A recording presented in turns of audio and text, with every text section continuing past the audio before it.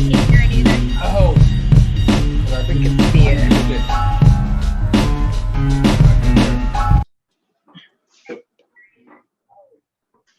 Welcome. This is episode 3 of the Jules and Tunde. I am one of your hosts, popular, ever so sexual, ever so natural. It's me, it's the BEAST. Welcome, and Jules, hi, how you doing? How you doing? Nice to meet you. Nice. Good to see you, man. It's good to see you. It's just nice to- You know what? I'm tempted because it's so hot out right now. I'm going to shave my head. Really. Gotta go. I'm sweating right now because of how hot it is. It's 36 degrees here, Celsius. So I don't know what it is Fahrenheit, but it's hot. That's like 75 degrees. That's like 75 degrees. Like, it's nothing. It's Listen, Yep. it's I'm not ready for that shit, all right? I'm not. It just came out of nowhere. Thunderstorms and then poof, hot. Wasn't fun. But anyways, we are here, folks. Two lovely ladies that are joining us for a topic that is quite interesting to myself, many others. It's all about interracial ups, the downs. So I'm going to introduce lovely ladies. First, we'll introduce Laura, who is in the bottom corner there. Laura, how are you? I'm doing well. How are you? Great. I'm hot and sweaty, but that's all right. Glad you're here. Thank you. Give us a little rundown of yourself in terms of what you do. Got it. So my name's Laura. I work in education. I'm also an immigrant. I've been in the U.S. for 22 years. Hey, I'm a immigrants. Cancer. Hey, immigrant. Originally lived in Minnesota for 22 years, and now I'm in the Tampa Bay area for what I call the 8 minutes that I've been here, because it was all during COVID time. So it's been 8 months, but I call it 8 minutes. Okay. And Jules invited me to your podcast today. Excellent. Well, I am glad you're here, and hopefully we have some great topics, discussion / arguments in this next hour or so. See. Great. No worries. Looking forward to it. And going to the other side of the screen, Miss Ashley. How are you today? I'm good. How are you guys? Just a heads up, folks. Doing this podcast in her Jeep. Avoid noise. She's a gamer. 2-year-old. Yes. 2-year-old. Two-year-old noise. Smarter, not Same harder, thing. right? Same thing. It's all the same. But yes, how are you? Give us a bit of a rundown for yourself. Tell us where you are, what you're doing, I've lived in Florida now for about 4.5 years. Originally from Indiana, initially for the most part. I'm a surgical assistant by degree and have been a supportive living coach. So fancy terminology for I help adults with disabilities to learn to live independently to avoid a group home. And I help them hire their staff, and I'm a nanny and a mom. That. Wears many hats, Jules. You've got a lot of Many hats. hats. Yeah, that was a lot. Yeah. Reminds me of I my like a good hats. challenge. You like a good challenge. I like that. But hey, you know what? I've done what she's done in terms of the care of elderly in a home setting.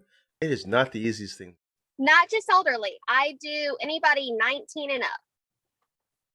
Oh, all right. So it is now No. I specialize in autism and Down syndrome. stuff.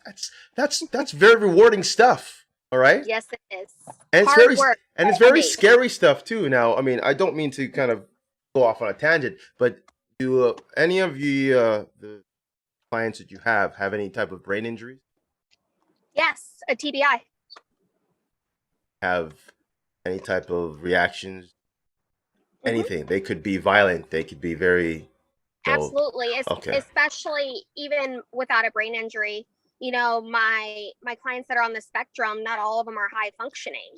Some are very low functioning. Okay, And yeah. I was actually pregnant with my now 2-year-old son during one of them, and he was 26 years old and nonverbal, had never spoken in his life, and only acted out of anger.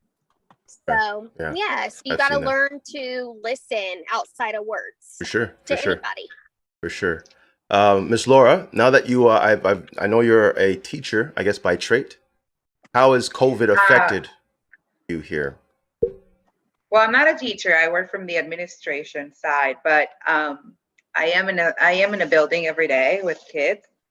We actually were very, very lucky or blessed, however you want to put it. We only had about 9 cases confirmed. Lots of quarantining, lots of classrooms being sent home, but we also had a lot of preventive measures, and I would say that masks do work.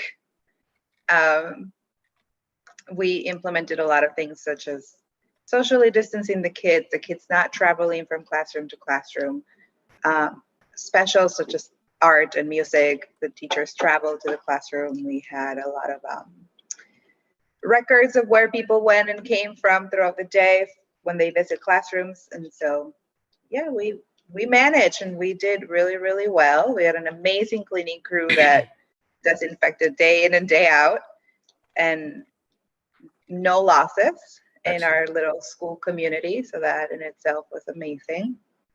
Excellent. And we're ready. We're wrapping up the year and we're ready for the next one. Excellent. Well, good to hear. Safe. That's cool. Well, Jules, how about you break it down for us, brother? Well, first of all, I can't even, my job is nothing like their jobs. So I don't even want to say what I do. So, well. We want to hear it. Come on. Please share. I actually have my own personal training business. So you don't think that's important? You're an entrepreneur. No. I do think it's very important, but compared to what you ladies deal with on a daily basis, it's not the same. It's not. No, see, I'm gonna correct you. I'm gonna correct you, old timer. See, you. Yeah, I had to throw that in, didn't I? You, sir, are just as important as the 2 lovely ladies below us. You have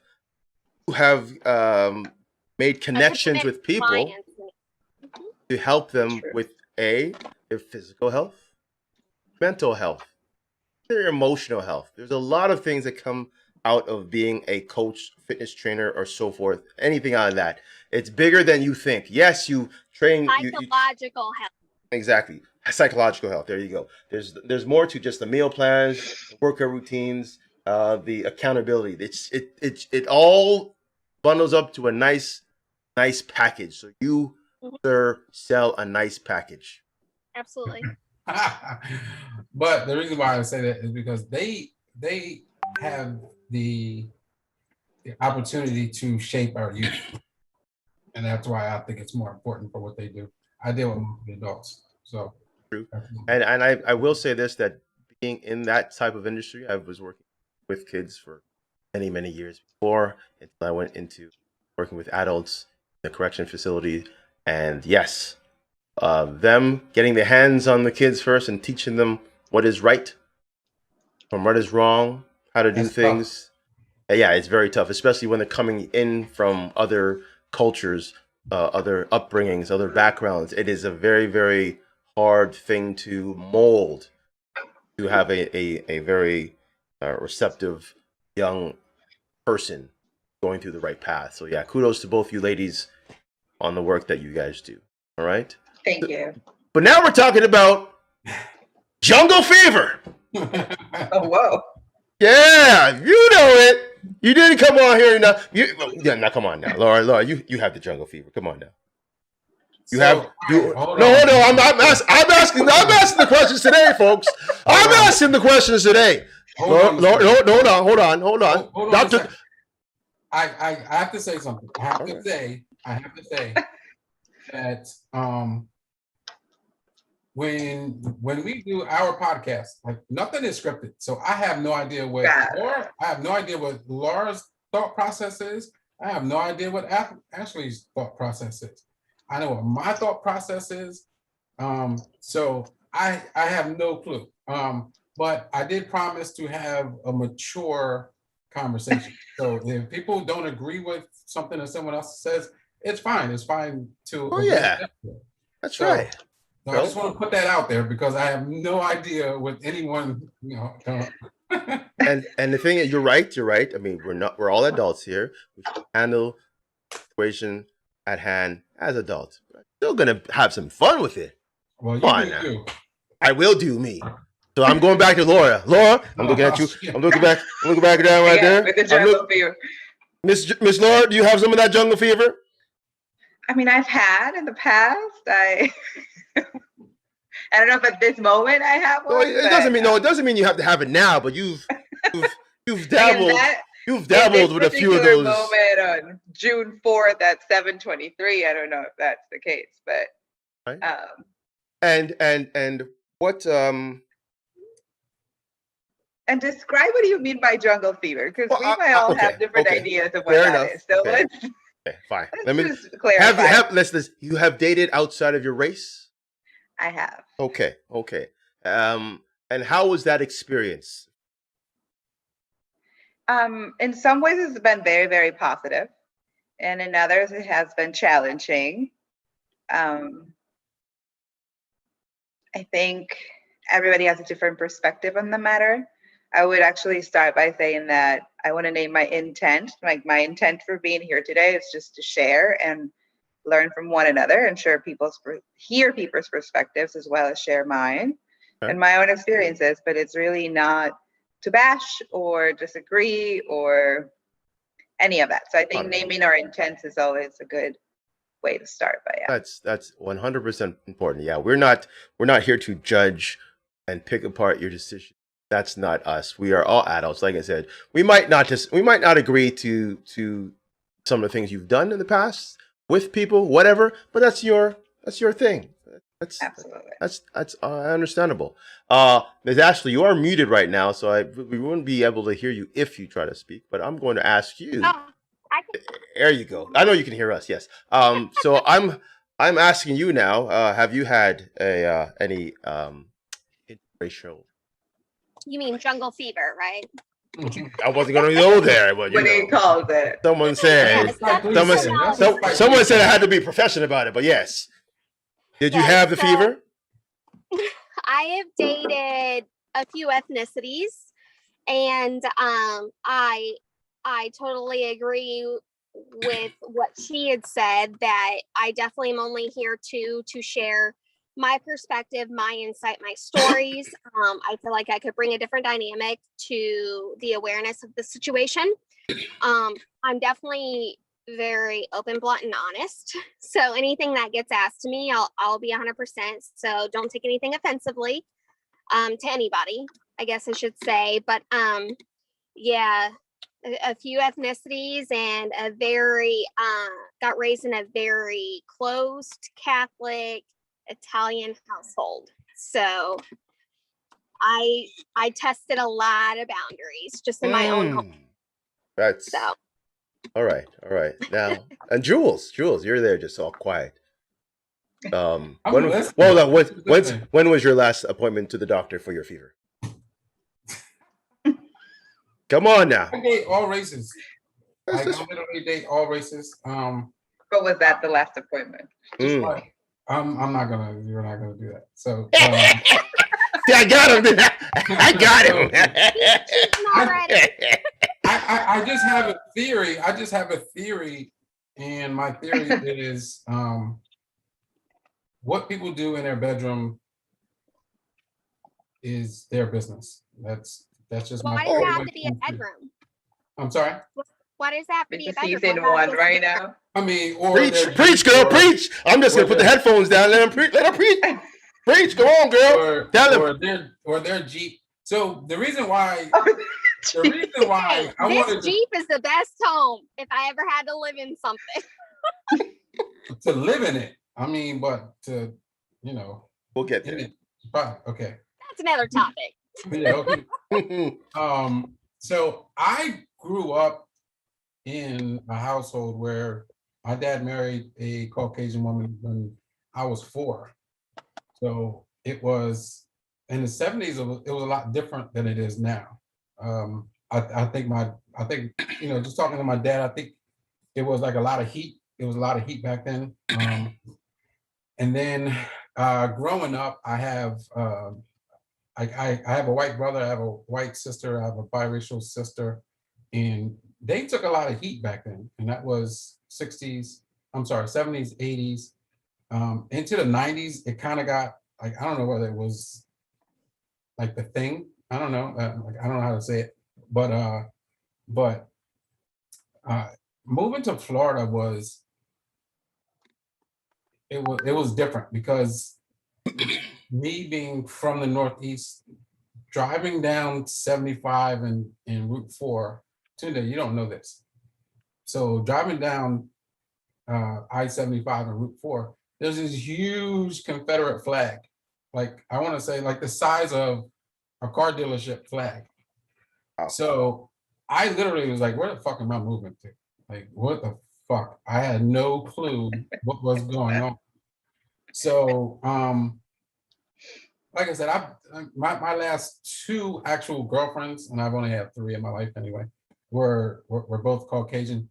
But I do think that race played a part in one of us splitting off. One, I was the first African American guy that she had ever dated.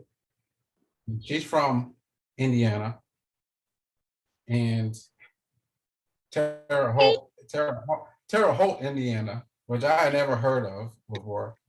Home of but- ISU. Huh? Home of ISU, Indiana State University, is in Terre Haute. Oh yeah, but it's I never heard of it, but I did. Okay, but it was just, I think that played a part of it. So it's just like I don't know. I think it's more Black males, white females than it is Black females, white males. I totally agree. I agree too. In terms of my experience, I've living in Canada is a melting pot of everyone and everything. So multicultural. No matter where you go, you'll see a different race everywhere. So when it comes to the dating scene, again, like a buffet, it's just everyone's there. You want spicy? Hey, you got spicy. Want plain Jane? Hey, you got plain Jane over there. But again, it's up to you. It's your preference. It's your preference. Now, with me being a sorry, that How does the Canadian culture accept or react to like interracial relationships? and that's the thing. Like there's. I guess the the hard question is, are they as racist as it is? No, and that's the thing.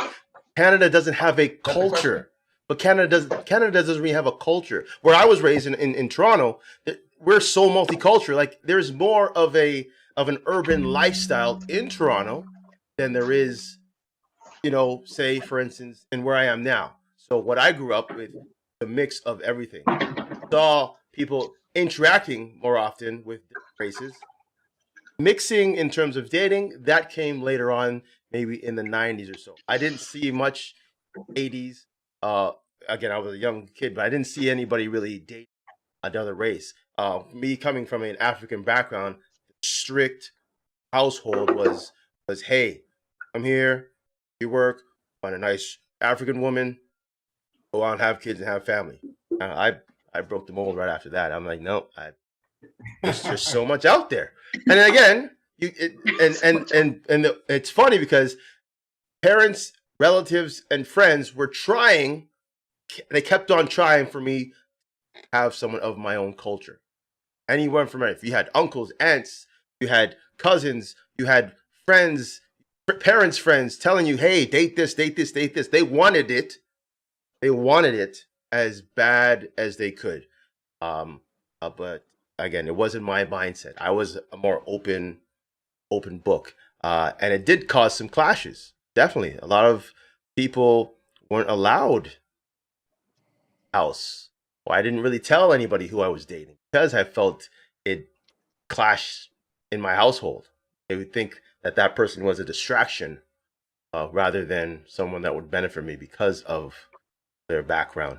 And I get it. That's old school mentality, I had to accept it, and I did accept it for years until I dated someone. I think it's a level. I think it goes beyond being like an old school mentality. I think it's part of a comfort zone for many cultures, right? Where as a Mexican woman with with a very young family, I don't have children of my own, but my family as a whole is pretty young, with grandparents who are not bilingual.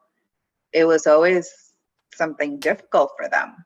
They wanted me to, whether it was a white person or a Black person, or, they wanted somebody of my own culture, because it brought more unity, according to them, right? Because it had that language barrier. That's right. So I don't know if right. it's just the old school mentality more than the comfort zone of connecting with those people, especially in tight, close, in very close communities, like the Mexican community or the Mexican families are very tight. Yeah. No matter what. Yeah. And so they wanted to bring somebody in, but there were sometimes barriers when the person wasn't of their comfort, right? No, I totally hear it. A lot of people say they were trying to maintain their culture. I was watching a comedy by Russell Peters, and he says, you know what, he moved to the States, and his family was saying, hey, you know what, you should date this person, this Indian woman, because he's an Indian background. He should date this Indian woman just to save our culture. I'm like, you moved to America. If you wanted to keep the culture, you would have stayed there. But again, or for other cultures, I haven't experienced this in my own culture, but I have some really close Indian friends, and they talked about how if they made it to the US and they legalized themselves in the US and they had to bring somebody else, right? Like the whole concept of migration was also part of their dating and part of their arranged marriage. So it was just not because of them, but it was also try to get more people out of their country. Yeah, for sure. Ashley, now you brought up that you were raised in a very Italian Catholic atmosphere. Mm-hmm. I was gonna ask, was religion a factor when it came to dating someone of another race? Yes and no. So basically, my stepdad raised me since I was 3 years old. Him and my mom are still together till this day, and now I'm 31. It was incredibly hard to. The Italian culture was so bittersweet. So I loved the unity, the family, the vibe, but I hated their closed-mindedness. It was like it has to be the Catholic way, this way. We do tradition, even down to going to your Sunday church service, right? That's so boring. I am sorry, but if you've ever sat through a Catholic mass, it is awful. And I'm sorry, but it is awful. And you cannot expect somebody growing up and trying to figure themselves out to really conform to that, because it's not going to happen. So I kind of, between my brother and he's a few years older, I broke the mold. I, said, I'm going to do this. I don't care what you guys think. And the first African-American man I dated was 11 years older than I am, 11, 12. We're still great friends till this day, ironically. He was from Alabama. He even played for Alabama University and went pro for a couple of years. And it was really interesting to see how strict my Catholic Italian family was, but how strict his Southern family was. So it was like the same but different. His dad's incredibly old school, like you stay home, you take care of the house. Right. The kids, sorry. There? She froze. But my dad is from Alabama, so I kind of get the whole Alabama old school country thought process. Now, here's my question: was there a magnifying glass on you when you started dating in terms of who you bringing around? Like, did people kind of, give that eye, like, oh, did anybody do that with you? Now, for me back home, no, because my dad was married to a Caucasian woman. So Oh no, not per se back home, just in general, right? Just now, maybe the last 10, 15 years. Who knows? I don't know, but I don't pay attention. I don't think I pay attention enough to it. so you didn't notice it then.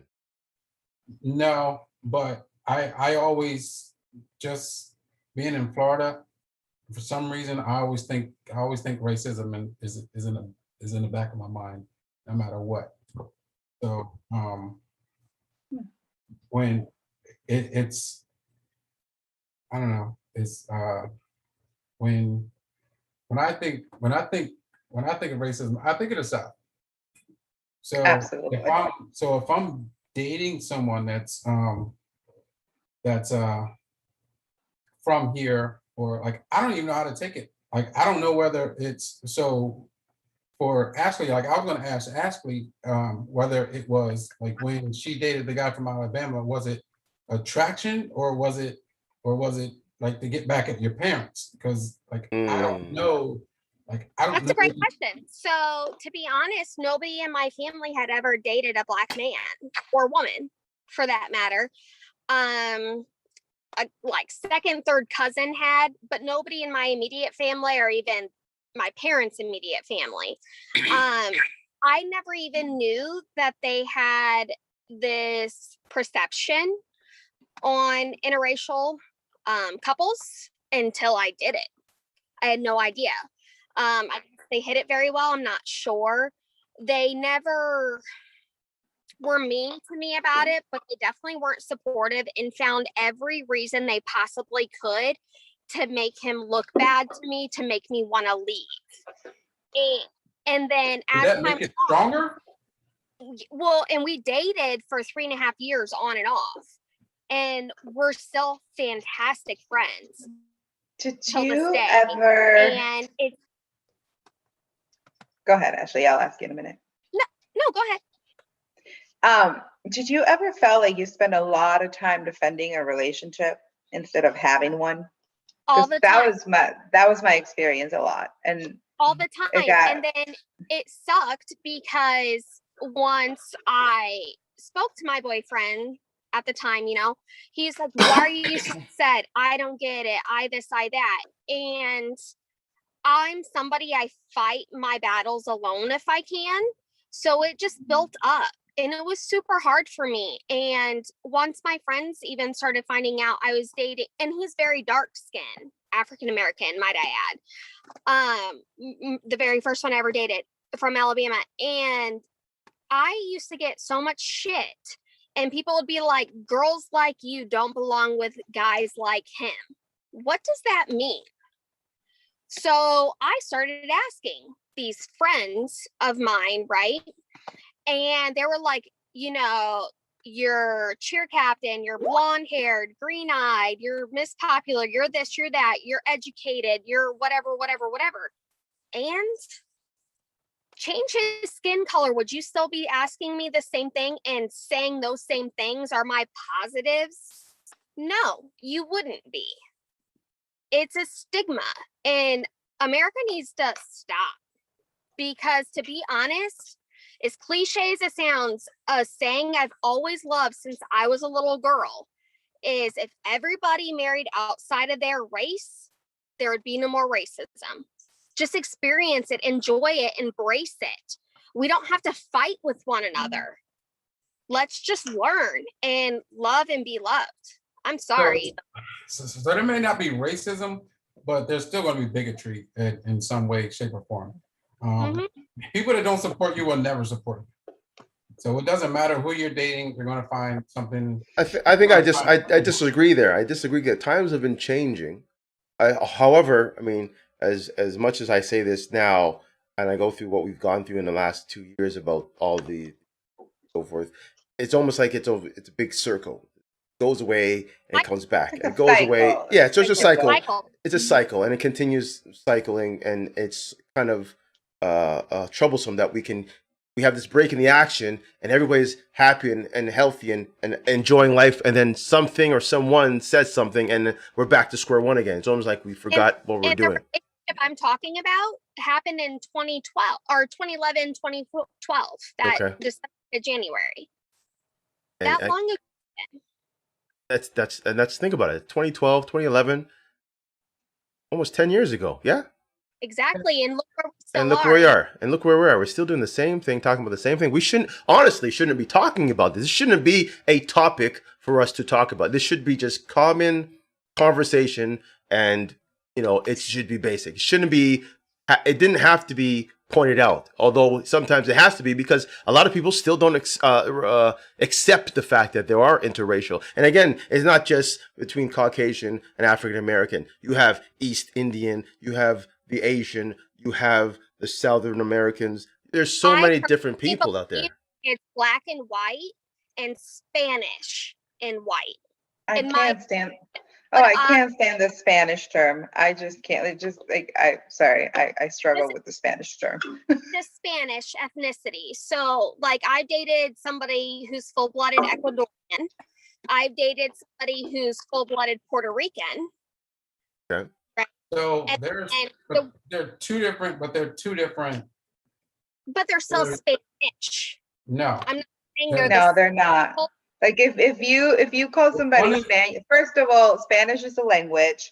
They would be Spaniards because they're from Spain.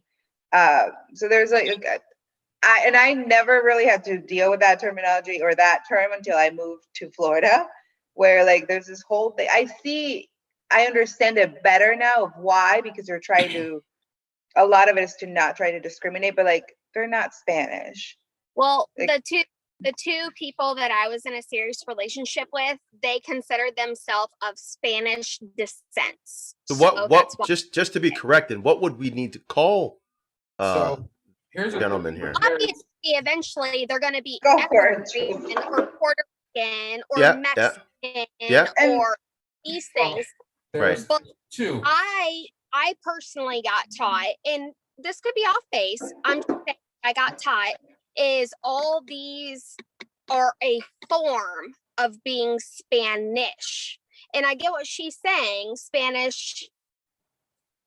Well, it comes from it's a Latin thing, but it also comes because most Latin American countries were conquered by Spain. So, or Spain had something to do with it. So that's where that absolutely really comes from. And maybe it's just a modern day thing that people of these different cultures that are somewhat along the same line, maybe it's a way for them to explain it to us who are full-blown like just Caucasian to better understand. I don't know.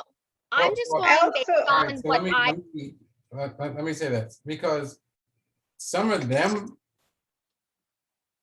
are just as ignorant to, and when I say ignorant, I'm not saying rude, I'm saying it's just unknown, lacking knowledge the knowledge or the history. Yeah. So they're lacking knowledge, or is it they're trying to conform with what we have built as America for them to want to be more accepted? And that's where the ignorance comes. Well, that's what she's saying is the same thing as what you're saying. But people are trying to conform to something. That's their ignorance. They're just trying to accept it, and the only way they can accept it is saying, "Hey, I'm going to say I'm Spanish because America says I'm Spanish, so I'm going to call myself Spanish." But America says that, or the United States says that? Because let's be clear that America's a continent, right? Well, and the same belief about Spaniards or Spanish or whatever we want to name this thing, this nationalities or race or cultures, are not believe the same thing in other parts of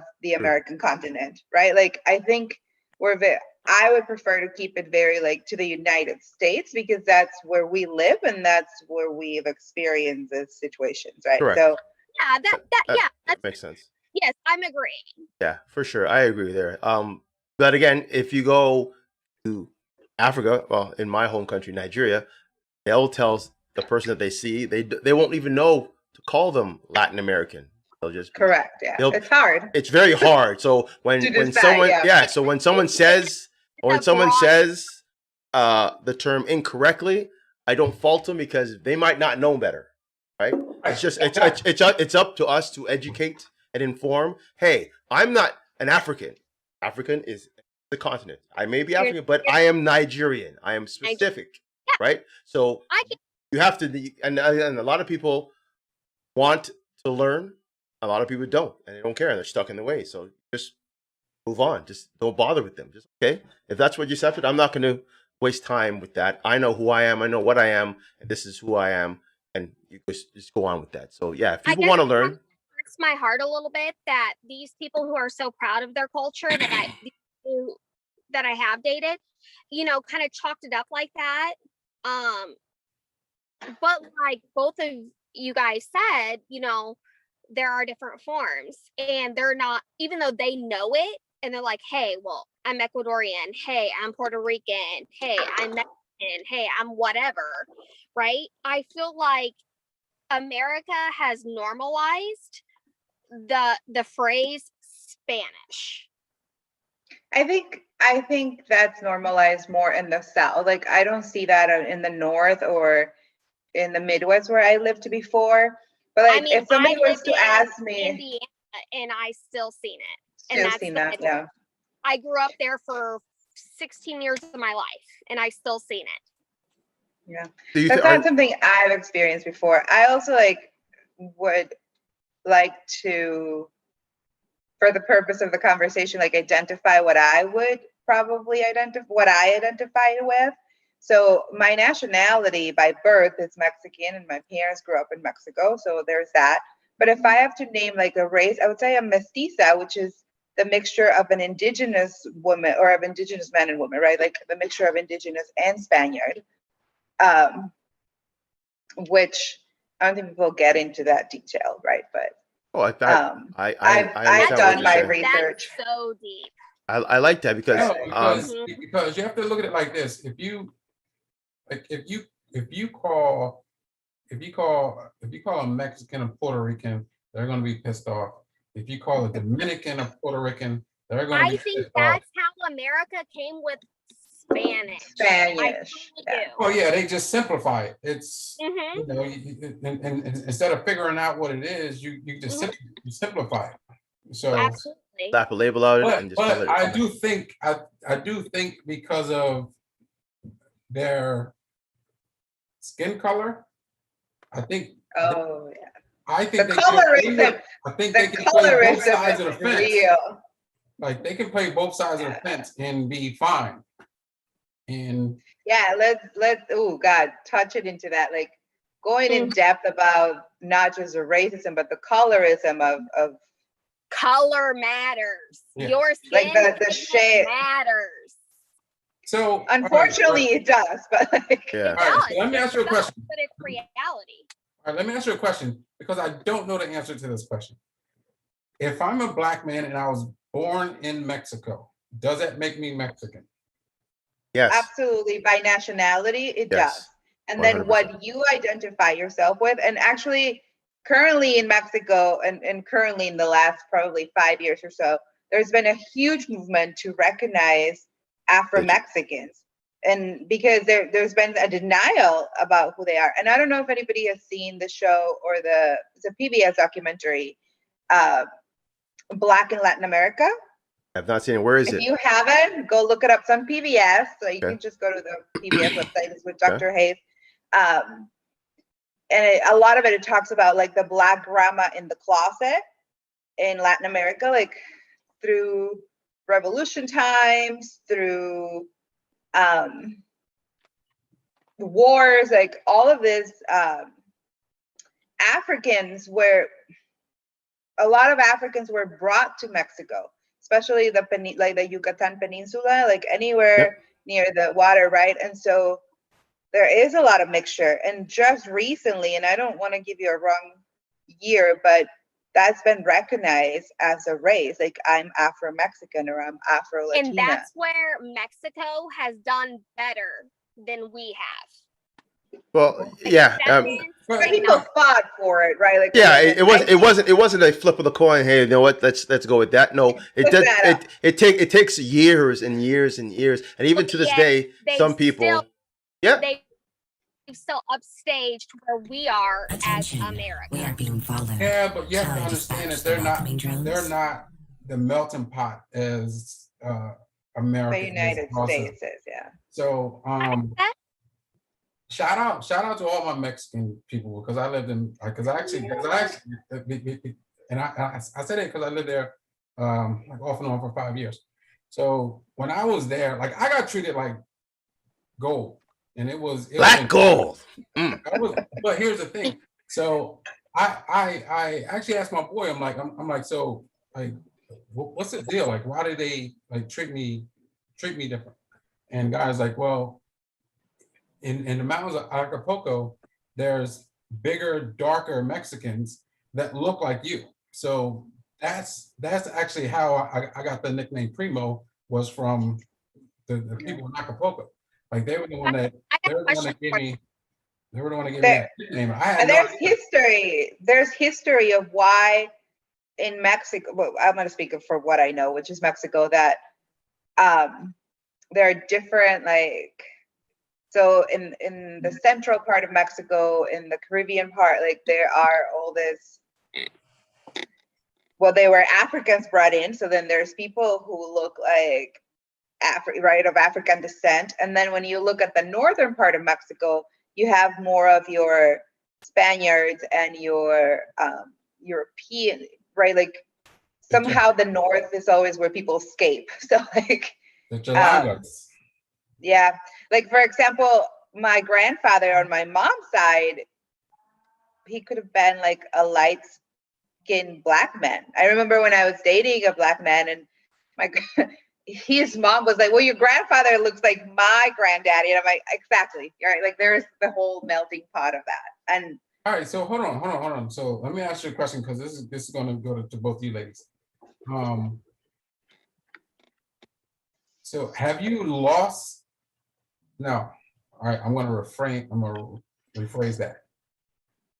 Most of the Caucasian women that I've dated, the mother has not really had a problem, but the father has been a bigger issue with the father. Was that the same with your families, or like what? Sorry, you're saying that the person that you're dating's parents, the mother was more accepting than the father was. Oh, absolutely. I would agree to that. So which is funny because my dad's the, religious Italian one, and he's very like calm, collective, reserved, whatever. And my mom is the one, she's full-blooded German, right? And she will tell you how it is. Germans love black people though. So it was interesting because I remember I was a senior in high school. So end of 07, beginning of 08, to give you a time frame. I remember sitting down at the kitchen table and her mom was there. So my mom, me, and her mom. And my grandmother was extremely racist against any race, but especially Black people. And she basically thought that African Americans were like the scum of the earth, whatever. And I remember I was getting ready for prom, and my school had the first Black person to ever come through it. And it ended up being my best friend. So he was going to come to my house, be in the limo part with all of us, right? And it was interesting to see the dynamic not only between me and my mother, but my mother and her mother, because that's still all living generations, right? And I remember just breaking down and crying. And it was actually my dad who said, let this go, let her have fun. Friends are friends. And it baffles me till this day how because my grandmother lived with us for 11 years as I was growing up. So it baffled me how all this unfolded, because it was like, I remember when my best friend from high school walked through the door, my grandmother and father's reaction. My mom's like, oh, hey, but she didn't have a backbone to stand up for what she thought was okay. which is odd because she's a very strong female. And then fast forward to the first Black man I dated, and you like just bombed the whole place. Like, it was that bad. It was very judgmental. It was a lot of looks, a lot of attitude, a lot of like looking up and down, questions that if this man would have been white, he would have never got asked. You know what I mean? So it just, it's so crazy how like the whole tornado happened for me personally in a 2-week time frame.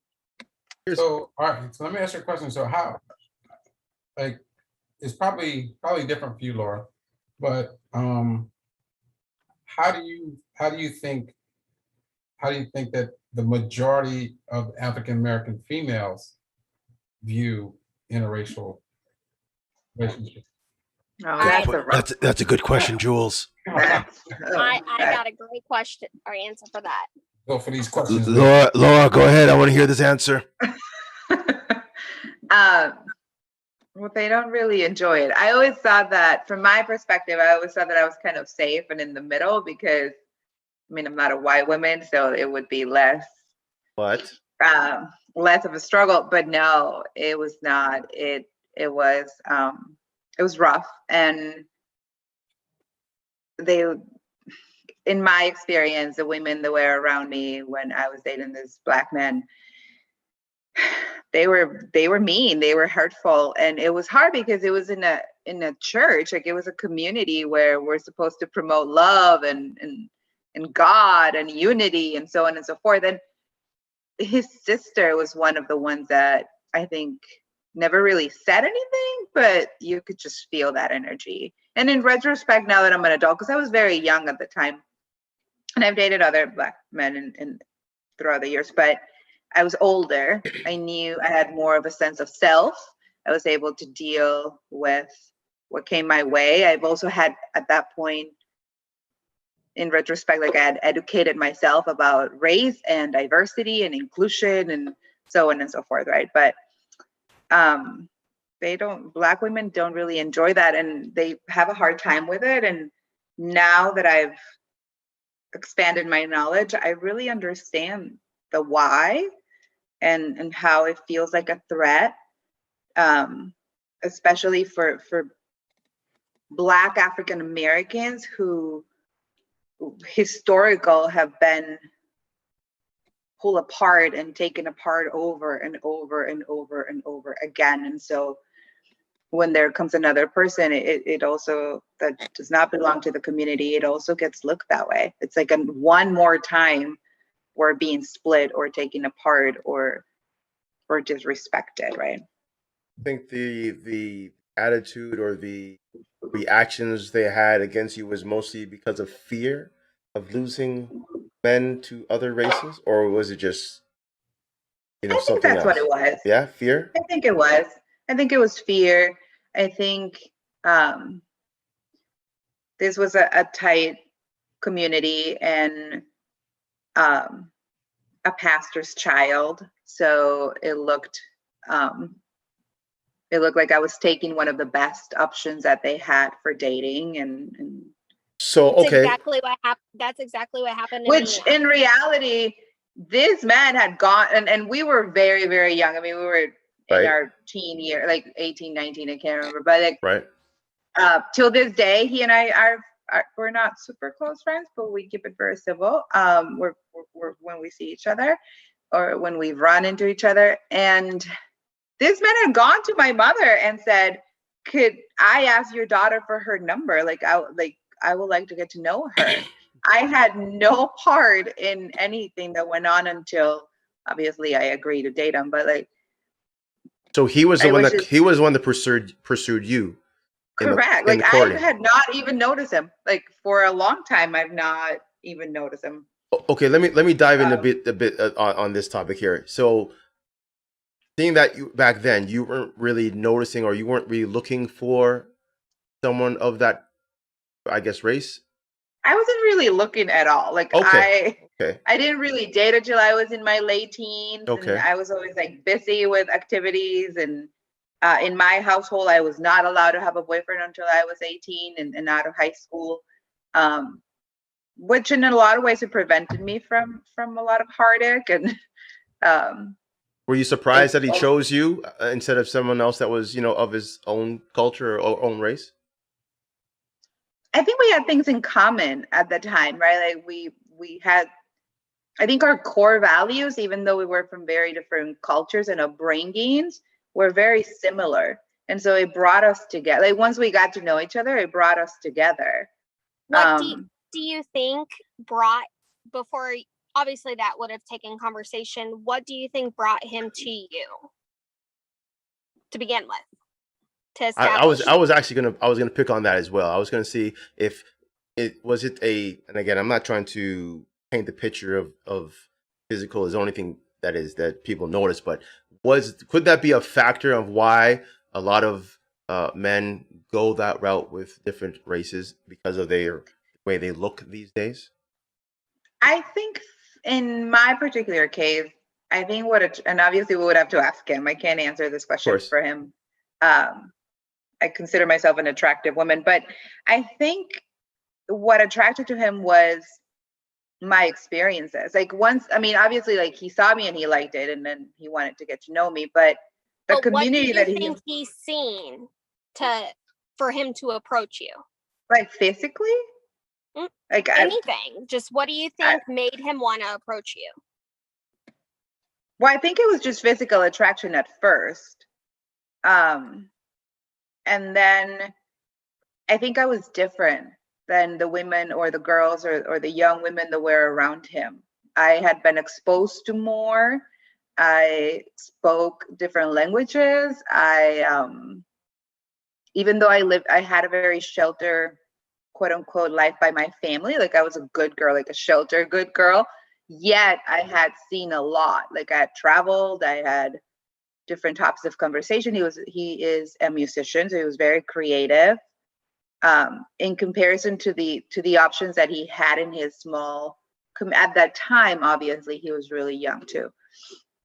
And I think that's what really attracted him to him. I had very different conversation that was very broad and till this day he'll tell me that one of the things he liked the most about me or when we were dating was that I always kept him thinking. I always gave him something to think about, and it was like a challenge all the time. So you really sparked the intellect in him, or he was very intrigued to know more based on just the unknown, I guess, based on what you could bring to the table. Yeah. Okay. Were you the first white woman he dated? I'm sorry, Ashley. Were you the first white? Were you the first? Not a white woman, but were you the one? Were you his first interrelationship? We were both each other's first interrelational relationship. Gotcha. Yes, and his family was so excited. His family wanted us to get married. I just don't. I was too young. I don't believe anybody should be married before the age of 30. So I was like 19. I'm like, no, that ain't happening. But like, I love you for that comment. So okay, so you're saying that before. I believe that now still. So his family was all up in arms and was happy for. They were very welcoming. They were, yeah. They were very happy about it. I think we discovered that even though we grew up in like complete opposites, because he came from like a 2-household parent, like perfect. I came from a broken family, immigrant. It was like, not to reveal too much, but like, right. We share a lot of core values. Like his family and mine had a lot of things in common. We were young, and now we're not each other's taste, and he's taken a different path, and he has children, and I don't think he's gotten married, but that was probably the most. And then the other ones, like, I was older, very, very different. My family was never really against it. They weren't for it either, because they thought as an immigrant woman of color, like, it's going to be a struggle. Like, do you want to struggle more? Do you want your children to struggle? more than they I already got will, that. because they have a Mexican family. Like, you're already Mexican, you're already an immigrant, you're already a woman of color. Do you want I to got mix that. and bring a child into the world that's going to struggle, because people are not going to be as accepting? Okay. I'm like, oh. That's one of the main things that have always been thrown on my plate as well, regardless of the nationality or ethnicity of whom I've dated, is, well, what about, you want to be mom? What about your kids? What about your kids? If I were to have kids with them? And literally exactly what she just said. Well, it's selfish of me to want to continue a relationship with in an Interracial. yes, obviously. But And granted, but in these interracial relationships, I've established so much respect and I fought for it in different magnitudes of, say, a black on black relationship, Mexican on Mexican, a white on white. Like, it doesn't matter. I've fought for these. So I already knew in the back of my mind, if I wanted to make these relationships potentially work long term, yes, I've already thought about children because I always knew I wanted to be a mom, right? And for people to already say the things like she just said, well, what about the kids? What about the children? You know, they're going to have a hard time at school. This mostly came from my mother. And to be fair, like, to give you a little background, my mother is a teacher in a predominant Black school, like African American school. And well, she's not a teacher anymore, but she used to teach at a Right. and her co-workers who were biracial will tell her how hard it was to have to choose or to not be Black enough and to not be warm. Yeah, and so my mom will tell me that, like, my mom will be like, do you really, like, look at my coworkers who I'm close with, and it's, I mean, and she's taught in the same place for 20 something years. It's our second family, right? Like, we were new to the country and this community took us in and loved us and supported us, and it has done that till this day. But my mom was always concerned about that. She always said, are you ready to deal with that? Like, and if you are, and then that's where my mom and I started to do a lot more research and learning the history of the country and the history of slavery and African American culture and Blacks in Latin America. Because, like, my mom saw the potential. She's like, if you're gonna marry a Black man, you need to know how you're gonna be supported to him and how you're gonna deal with what the people around you are gonna say to you. Like, you have to be prepared. Hold on. Okay. Go ahead, Jules. Because we haven't had the opportunity to see how the sisters treat a blonde-haired, green-eyed girl. Well, yeah. I guess. I know how they treated her. I mean, fair is fair. Okay, well, yeah. So, when I was younger in high school, no shot. Like, it just, I was up a creek without a paddle. As I went through my college years and I grew as a woman and strong in who I was as an individual and what I wanted and was willing to stand up and fight for what I liked or loved. I personally had a lot of backlash from a few African American guys' families that I had dated. You know, I remember attending, I was like, I don't know, like 19, 20, freshman, sophomore year of college, but I had attended a Thanksgiving dinner. And I quickly learned Thanksgiving dinner in a white household and an African American one were totally different, you know, and it just, they were very rude to me. They were very cold to me. It just, the whole thing didn't jive. And I was happy to undergo that experience at such a young age because it made me do some research and really look into the issues that I really came across, you know, granted, no, I'm not in Canada or Mexico, but I am here in America, and the problem is real. And we're sitting here in the century we are, and we're still having these types of conversations. That's crazy. That's absolutely insane to me, because I know now, fast forward at 31 years old, some of my best friends and closest family members are of that ethnicity. And it just, I'm proud that I came from the type of family I did, and I look how I do.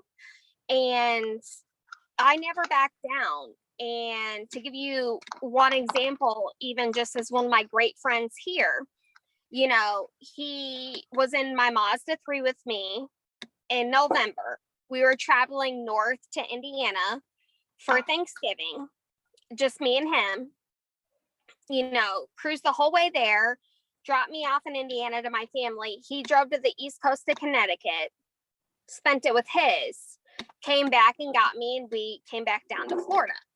Well, when we were in Georgia on the main interstate heading south, he was traveling 92 miles an hour. Yes, that's wrong. Okay. But he had a cop flip on him instantly. And once he rolled the window down, mind you, I'm in the passenger seat. He's in the driver's seat, and it's my vehicle. Mine only. Right? He said, "Do you know why I pulled you over?" And he's like, "Well, I know I was speeding." And he's like, "No, it wasn't that. It was the fact that you match whatever for." And I looked at him, because I had a huge dent in the back end of my Mazda, because my dumbass ran into a golf cart like while at the pool, and I didn't see it there because I didn't use my backup camera. So I'm talking huge freaking dent, right? So he's like, "No, well, you look like a suspect of a stolen vehicle, da da da da da da." And I looked at the stop and I said, "Really? Going over 90 miles an hour, you got to see him with my tinted windows and all?" So, What? okay, let's. But why? Actually, why? Hold on. Let me finish, because Right. It's not about cops. I promise. It's not about cops. My issue is I got treated differently because I was white. I was blonde haired. I was green eyed. So the driver, you know, my best friend got asked to step out. They let me stay in my own vehicle, even though he had said it wasn't his, right? Dogs came, searched it, the whole 9 yards. What upset me was they treated me differently. And when I got back into my vehicle, I had gotten told, "Watch who you hang out with and surround yourself with." That's crazy to me, because I've gotten it then from people who are meant to protect us, right? People who have employed me, my family, their family. You know, I've always gotten the "'cause I look how I do." And I'll never forget the first time I went to Ruth Chris. I'm sure all you guys know what Ruth Chris Steakhouse is. You know, with my first African-American boyfriend in my early 20s, and we got refused service. And I couldn't understand why. So the manager came over, then sent, ironically, an African-American server over, and she too refused service and looked at him and said, "Our type, or our people don't belong with her type." That's really just. I think that's just really a stigma thing. I mean, when the United States breaks that stigma, you will never have to answer that question again. But again, that will only happen until what is being taught has stopped being taught. Well, it cannot happen unless the United States recognizes how they build this country. Right? So they haven't recognized that yet? There's a denial of course they have. Like if they would have, they would have already made amends and They're anyway, turning a that's just my blind eye. We're going Yeah. south. I'm not gonna go that way, but like I'm gonna bring it back. I'm gonna rail it back. But my question for Ashley is, Ashley, why do you think it bothred Black women or to see you with Black men? Like what is your why, from your perspective, why does it bother them? I think it's because I've been judged on the family I come from, and it's not even just been towards Black women. That's why I'm saying it. I think women in general think and know how I was raised, the opportunities I was given, the life I live, and felt some type of way. Fast forward that to an African American woman, when I think already it's in society's thing to where they just don't like their men to be with a white woman. So it's like a double whammy to me. And I can't tell you how many times I've been told, well, you're just a pretty face. Or what bothers me is it's like they don't think I work as hard as they do, or I don't deserve what they do, or anything. Like, I mean, I've literally been talked down to by multiple African American women, but I've also been uplifted by a handful. So I guess that's why it frustrates me, because I'm like, oh my gosh, which one is it? You know what I mean? It's entitlement. Yeah, but to be told a woman like me doesn't deserve a successful African American man, and I need to quit taking them off the market because I have ample amount of opportunity as a white woman to date any other successful person, bothers me. No, so the question was, so if no one knows what your family background is, that has nothing. If they just see you, this is just on a It's glimpse or a first look. Oh, I get the blonde-haired, big boob bimbo. No, That's what I get. but so I'm gonna say something that is probably, it's not meant to offend anyone, but a very wise woman once told me that there is nothing more entitled than a white woman. I won't disagree with that. But that's probably where most of the hate comes from. I think entitlement in general. To flip it though, I'm gonna flip it though with you, because I get what you're saying, but again, wise people have told me way back when, nag that white trophy wife. You're on Dream Street, they say back in the day. You get that woman and you make her happy, doors open for you because of that person. So again, I also see that in like the Latin community, right? Like, oh really? My Mexican friends were married to white men. Mm-hmm. The moment they marry a white man and they're accepted into these white families, their lives are different. Yeah, that's what I'm saying. Like no life. Yeah, that's what I was trying to say. I understand what Jules was saying. How some of that privilege carries over. Exactly. That's what I'm trying to say. So the entitlement right is there. Wrong, but true. Yeah, right or wrong, you have the entitlement there, but at the same time, people want a piece of that pie, so they don't have to go through the struggles of being looked at differently. Hey, I have this Caucasian partner. You should look at me differently now, and that's what they're expecting. That's why most of them do that back in the day, for acceptance. I have an experience with a Mexican American man that I used to date, and he wanted a different, like, we were dating and it was all nice, whatever, but then at some point we ended our relationship, and then he started dating this white woman, and he had been after a certain like career move, and he kept trying to get this career move over and over and over and over again, and it would never come for him. 3 years down the line, he marries this white woman, suddenly he gets the job. Like it. There's that flip of that coin right there. He and I have like had a conversations movie, about though. this. What? Is that like real? It sounds like a movie. But that's real It though. is a freaking movie. It is so real. But it's real, though. He It's recognizes that. I Don't recognize get it twisted, that. Jules. That's it's art that shit is imitating real real. life. That stuff happens because you have that. What you bring that woman to a dinner or a function, and they see that, they think you're totally different. Oh, you're more articulate now. I see you in a different light because of your arm piece, be it white man or white woman. That's what they see.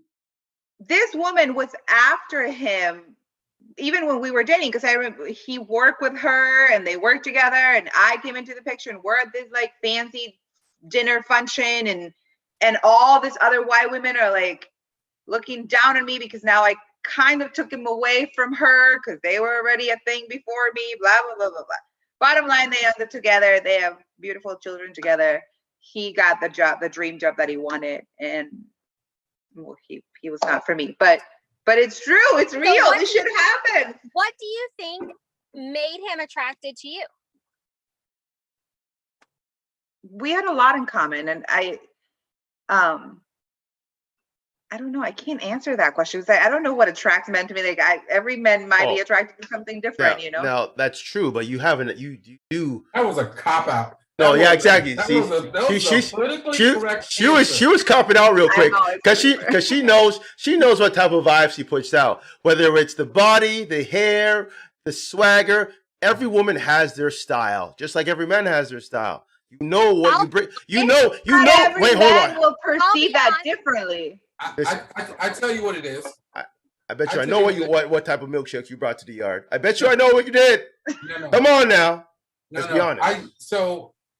I know with Laura because I've met her, I've hung out with her a couple of times. She's the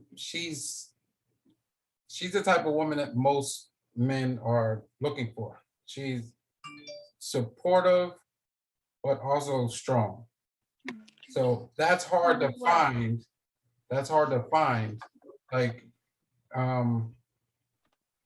perfect example. We just had a barbecue a couple of weeks ago. I normally have a sidekick, and my sidekick was not there. She's facts. What is she? Is she Mexican too? She told you, yeah, she's like facts. Yeah. I don't know. She is of some Latin descent, but I think she's Mexican too. I think Jules is being exposed. Go on, Jules. Go on. I'm listening. But I'm on the grill. I'm on the grill cooking. And then Laura gets there and she starts straightening everything up. She was like, I can't believe it. I don't know how you can do this and do that. And then starts straightening everything up. It's like she just came in late, mind you. And it's a weekend. It's a social function. It's not work or a podcast. And then organize everything. So I mean, so basically her supportive at the same time. Her organization or her attention to detail is maybe something that kind of attracts people. Yeah, let me tell you something. I mean, I don't care what you look like. I mean, I do care what you look like. I'm not gonna lie, but if you're supportive and you're organized, those are like hard to come by nowadays. They're real hard. I don't know about in Canada. But shit, I can cook, so this isn't going to be like a, females need to take care of me type of shit. I'm cool by myself. But if you can find a female in Florida that can cook, it's crazy, right? Okay, let me interrupt. I have a culinary degree. Okay. I know, Laura. Come back. Hello, Laura. But I'm not from Florida. I guess that makes a difference. Oh, see. I'm just kidding. She trumped everything you said. Sorry. She ain't from Florida, so she can cook. Yeah. What you got, Ash? Ashley, go ahead, girl. So here's my question. Mm-hmm. No, I'm not a chef, but Laura, I'm about to come to your house for dinner, girl. So anytime. We try to keep it very healthy here. I'll send you the address. But we keep it pretty healthy. I'm all about the plant-based and the veggies and. Well, I'm celiac, so. What's that? Celiac? Dinner. You don't know what celiac is? No. Celiac. I'm gluten intolerant. Gluten intolerant. Gluten intolerant. Oh, okay. Special Basically, bread I'll and stuff. diet it all. Okay. Anyways, I'm glad she said that, because something I have noticed over the ample amount of years, and maybe y'all can shed some light to us on this one, but why is it that African American women don't think white women or anybody not African American can't cook? Because they put raisins in everything. Ain't nobody used no damn raisins. I wasn't gonna say it, but if the next time I eat potato salad with some raisins in it, I'm leaving. So, all right. The only Listen, raisins I'm eating are chocolate covered raisins at the movie theater. listen. Dark chocolate. Yeah. By the way. I like when you said It dark is- chocolate. I did like when you said dark it's, chocolate. Hell yeah, better be dark. It's shit, what is it called? It's They're mistaken beliefs and stereotypes. Like literally, No. you're stumbling. You're No, having a so- hard time answering this, and we want to know. Because I'm trying to search for the right words. So we think that majority of Caucasian women don't cook with seasoning or anything else. That most of the food is just bland. So it's I'm not saying that it's true. I'm not saying that Okay, it's true. so I gotta interrupt you real quick. Have you ever seen the meme that was like, "This is gonna be spicy," and it was only like seasoning salt on the Yes. chicken? Yes. Lori, stop. But okay, Yeah. but now here's something though. I think this is a cultural situation. Think of North America. They don't have a set meal or dish of choice, that they can say, hey, this is what we make, and it's This is ours. right. Whereas you can go to Nigeria and they have a certain type of food that has What's the flavor. top 1 or 2 Nigerian dishes? Jollof rice is number one, Yum. and I'll say pounded yam. Now, again, you can use that with different. Yeah, see, don't hate. See, we're gonna fight. Hold on, Jules is making some eyes at me like he does. You don't know. I have to fly out to show you what this is all about. But that's all right. Okay. Yes, Okay. we all live in the same area. I'll be there. I'll get there. But I'm telling you, I think it's a culture based, because I don't know. Because we'll think of we'll talk to Laura. Laura, what is your Mexican dish other than not the typical tacos or whatever? What is a Mexican dish that is known for Mexico? It all depends, because Central Mexico, Northern Mexico, True, okay. South We'll say Mexico, from you can name it. But okay, so for Mexico, chiles en ahogada, mole, different type of flautas. You get I don't know what those are, but they sound delicious. Where are plantains from? What part of it? That's from anywhere. That's more Caribbean. No. See, that's the thing. That's more outside of your, like, anything outside of the North America. That's where it is, because they have plantains in Jamaica. They have plantain in Africa. They have plantain in the Philippines. It's all over. It's just because it's not grown They're there. in Tampa Bay over here, right across the bridge, But they very, very different. They're different, very though, right? Puerto Rican, very Cuban. Yeah, it's everywhere else, right? And then the same plantains get cooked different, because you can have like the plantains or the tostones. So it all depends. Some are with mojo, and some are sweet, and some are salty, and some are when the plantain is not. The next show, I'm going to make some I have a plantain question. live on the podcast. African plantain and jollof rice for everyone.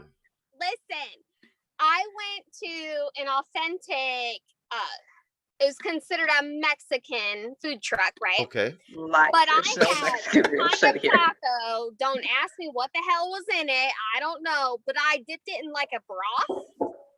What The hell did birria I eat? tacos. Okay. You most likely ate beef, and then that's like But what's it called? the sauce. It's called birria, but it could be made out of goat. It could be made out of goat or made out of beef. I mean, well, kind of beef, but like young one or old one. And then I can't roll my tongue, but like birria. Okay, yeah, so and now, then the broth. The broth is actually the juices of the meat along with a variety of chili sauce. Okay, so here's Like my different question now. chiles into a sauce. Now, Ashley, seeing that, you are the white woman here, what is a dish of Americans? I'm not trying to be rude. I'm trying to be Italian. But no, but yes, no, okay, fine. But we're trying to break it down here. See, she was wondering, the food and all that. So I'm trying to figure out what is her go-to meal that she would cook in her household. Because I know I'm white as white can be, but like I was raised in an Italian family, and pasta, mostly pasta, hamburgers. That would be. I knew it. Hamburgers and hot dogs, Jules. American food, American grill. This is the topic. Like, don't ask me. No white person to grill no ribs on the grill because they'll be bland as fuck. I don't know what American food is. You just said it. Bland, right? But he said no. But all type of American food is bland. No. So, all right, Ashley, let me ask you a question. If you had to impress a guy with a meal that you can cook, what would it be? Who? Ashley? Oh, you're talking to Ashley, right? I'm asking first. You too. Wait, hold on, Jules. I'm going to ask you next. You ask these ladies. I'm going to ask you next. I have a question. Give me one of two types of food. Because I am a good cook. No. You have to be creative. I'm not helping you out. Ashley, here we go. Scenario. We're gonna do it like a scenario, like an HR scenario. Ashley, you've been on 4 days with this guy.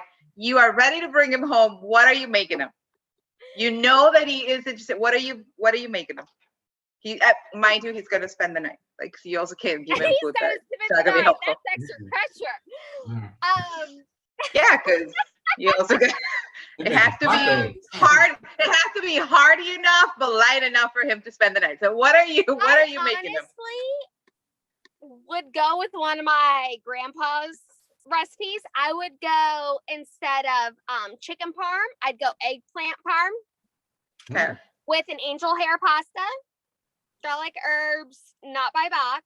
Do it all yourself. Mince everything. Let it saute. Then add it to the pasta, and a spicy broccoli. You can cook. Okay. That's all right.